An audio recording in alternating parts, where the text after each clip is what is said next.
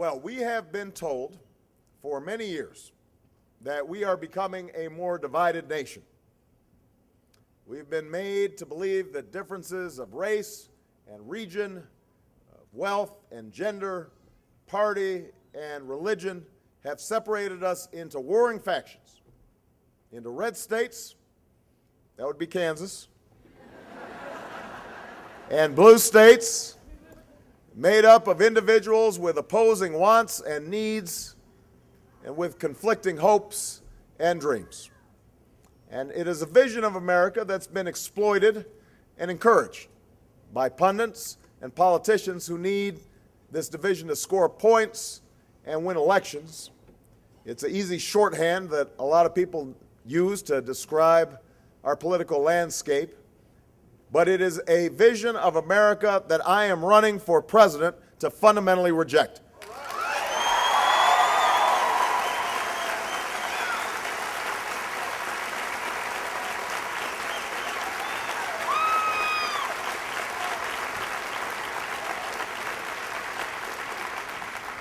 I reject it not because of blind optimism, but because of a story that I've lived.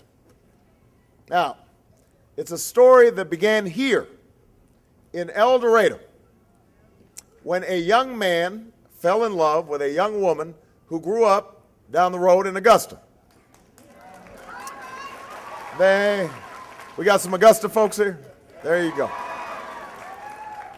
So they came of age in the midst of the Depression. And this young man found odd jobs on small farms and oil rigs, always dodging the bank failures and foreclosures that were sweeping the nation at the time. The young couple married just after war broke out in Europe. He enlisted in Patton's army after the bombing of Pearl Harbor.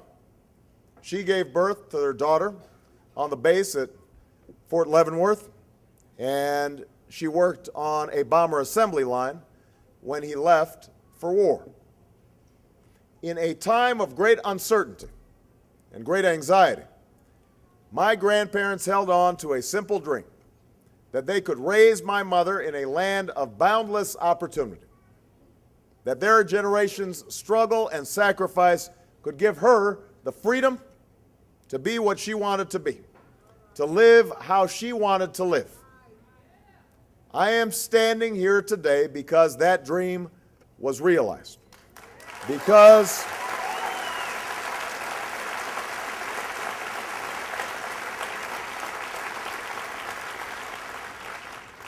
my grandfather got the chance to go to school on the GI Bill, buy a house through the Federal Housing Authority, and move his family west, all the way to Hawaii. The weather was a little warmer in Hawaii, where my mother would go to college and one day fall in love with another young man from Kenya.